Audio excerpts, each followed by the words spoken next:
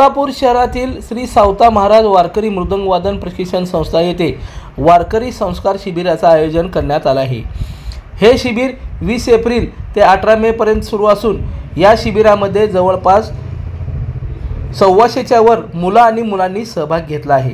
वारकरी संप्रदायाची भगवी पताका पुढच्या पिढीला द्यावी यासाठी श्री संत सावता महाराज वारकरी मृदंग वादन प्रशिक्षण संस्थेचे बळीराम जांभळे आणि अनिकेत जांभळे यांच्या माध्यमातून वारकरी संप्रदायातील सर्व प्रशिक्षण या ठिकाणी दिले जात आहे। या मुलांना या ठिकाणी संप्रदायात चालणारे भजनाच्या अगोदर केले जाणारे नमन, भजनाला जे टाळी वाजवली जाते ते टाळी, तसंच संप्रदायामधील रामकृष्ण हरी व ज्ञानोबा तुकाराम महाराज यांचे भजन, त्या भजनाला लागणारे पखवाजवर वाजवले जाणारे प्राथमिक बोल, त्याचबरोबर श्रीमद भागवत गीतेतील 12वा अध्याय व 15वा अध्याय याचे दररोज पठण करून घेतले जाते।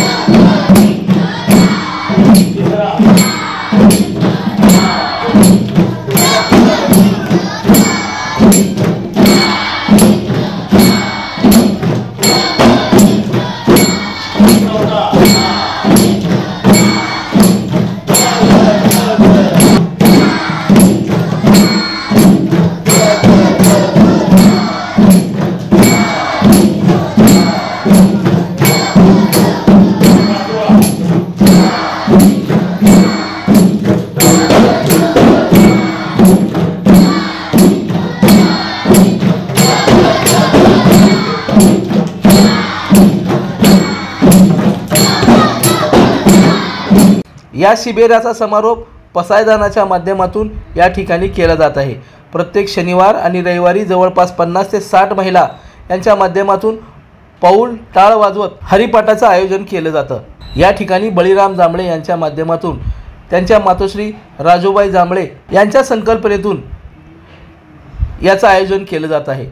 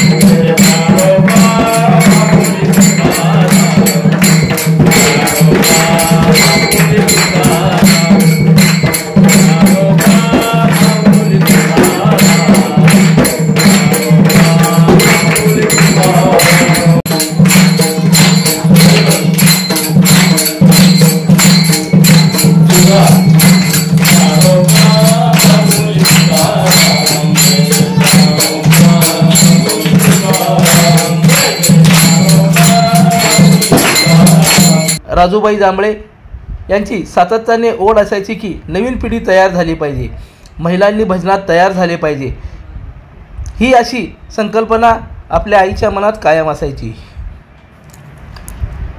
ही भावना माझ्याही मनात निर्माण झाल्यामुळे या संस्काराचा उदय झाला असं प्रतिपादन हरिभक्तपरायण बळीराम जांभळे यांनी लोकदर्शन चॅनलशी बोलताना केलं। सच्चिदानंद रूपाय विश्वत्पत्त्यादि हेतवे तापत्रय विनाशाय श्रीकृष्णाय वयं नमः। श्री संत सावता महाराज वारकरी मृदंगवादन प्रशिक्षण संस्था हरिपाठ परिवार व जांभळे परिवाराच्या वतीने आयोजित वारकरी संस्कार शिबिर या शिबिराची सुरुवात एप्रिल रोजी करण्यात आली असून 18 मेला या शिबिराचा समारोप होणार आहे। या शिबिरामध्ये एकंदरीत 125 मुलं व मुली मिळून 125 ची संख्या झालेली आहे। परंतु दररोजच्या शिबिरासाठी उपस्थिती ही विद्यार्थ्यांची असते। आज ही जवळपास 81 विद्यार्थी उपस्थित आहेत। हे शिबिर घेण्यामागचा उद्देश एवढाच होता की संप्रदायातली पोकळी निर्माण होत असताना कुठेतरी नवीन पिढी संप्रदायाला चिटकली पाहिजे, संप्रदायाच्या रेषेवर आली पाहिजे, संप्रदायाशी संलग्न झाली पाहिजे। हा एक स्वच्छ हेतू मनात ठेवून आपण या शिबिराची सुरुवात केलेली आहे। आणि आत्ताच्या या टेक्नॉलॉजीच्या युगामध्ये मुलं मोबाईलच्या नादात इतकी व्यसनमुक्त करण्याचा उद्देश त्या माध्यमातून आम्ही समोर आणला।